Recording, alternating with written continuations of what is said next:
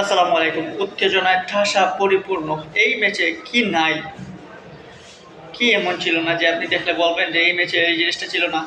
প্রত্যেকটা জিনিসই ছিল, কিন্তু যেটা ছিল না সেটা হচ্ছে ভাগ্যে আর্সেনালের, এই আর্সেনালের ভাগ্যে জয়টা লেগে ছিল না।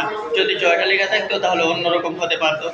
এই আর্সেনাল এবং ম্যানচেস্টার সিটির যে ম্যাচটা, সেই ম্যাচটা যারা দেখেছেন নিশ্চয়ই তারা বলতে পারেন যে ফুটবলের পরিপূর্ণ স্বাদটা পেয়েছেন। ফুটবলটা দেখার পরে যে সময়টা নষ্ট হয়েছে, যারা মোবাইলে দেখেছেন তাদের চার্জ নষ্ট হয়েছে, এমবি নষ্ট হয়েছে, সব কিছুই কিন্তু উদ্ধার করে দিয়েছে এই ম্যাচটা। সো এই ম্যাচটা যেভাবে দেখতেছেন যে 2-1 আর্সেনাল হেরে গেছে, সেভাবে নয়। চাইলে কিন্তু আর্সেনাল সেকেন্ড হাফে ম্যানচেস্টার সিটির জালে 4টা গোল দিতে পারতো, কিন্তু সেটা হয় নাই। শুধুমাত্র ভাগ্য খারাপ বলে হয়তো কোনো এক কারণেই আর্সেনাল সেখানে আটকে গেছে বারবার ম্যান সিটির জালের কাছে গিয়ে।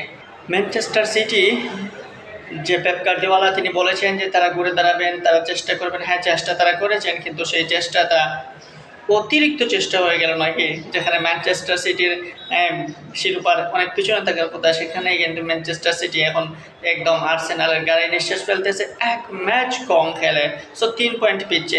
এই মুহূর্তে প্রিমিয়ার লিগের মতো জমজমাট লিগ হয়তো আর কোনোটাই নেই। এখন আর্সেনাল এবং ম্যান সিটির যে দাপট এবং আর্সেনাল এবং ম্যান সিটির যে দৌরত্ব, সেটা কিন্তু আরও জমে গেল। সো ফিউচারে বাকি যে ম্যাচগুলো রয়েছে সেগুলোর প্রত্যেকটা ম্যাচই আর্সেনাল এবং ম্যানচেস্টার সিটির জন্য একটা ফাইনাল। সো এই ফাইনালগুলো কারা মিস করবে? এখন আসি আমরা গতকালকে যে ম্যানচেস্টার সিটি এবং আর্সেনালের যে ম্যাচটা হলো, সেই ম্যাচ যারা দেখেছেন তারা বলতে পারেন যে এই ম্যাচটা দেখতে কখনোই কি বোরিং মনে হয়েছে?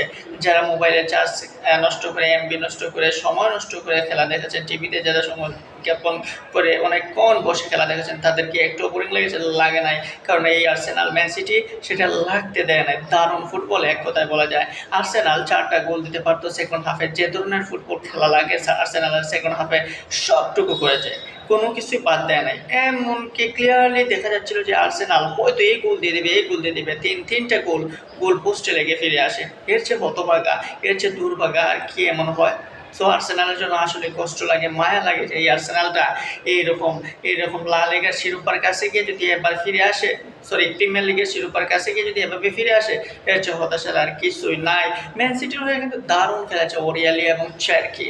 এই চেরকি এবং ওরিয়ালি দারুণ ফুটবল খেলেছে। ওরিয়ালিকে বলা যায় যে দুর্দান্ত দুর্দান্ত ফুটবল খেলেছে, এবং তার কারণে হল্যান্ডও কিন্তু একদম জান বাজি রেখে ফেলতে হবে খেলেছে। এবং হল্যান্ড এবং গাব্রিয়েল ম্যাগালহাসের যে যুদ্ধটা, সেই যুদ্ধটাও কিন্তু ফুটবলকে আরও রোমাঞ্চিত করে ফেলেছে। এবং হল্যান্ডের সাথে যে গাব্রিয়েলের যে দারুণ ফাইট, দুর্দান্ত ফাইট, হল্যান্ডকে আটকাতে গিয়ে গাব্রিয়েল যে ফাইট করেছেন সেটাও দেখার ছিল। সো সব দিক দিয়ে পরিপূর্ণ একটা ম্যাচ।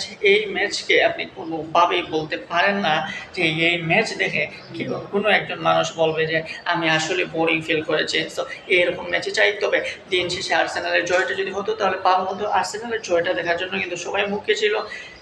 এবার যদি আর্সেনাল যদি প্রিমিয়ার লিগের ট্রফি না নিতে পারে, তাহলে হতাশা এই ফ্যানদের চেয়ে আর হয়তো আর কেউ হবে না।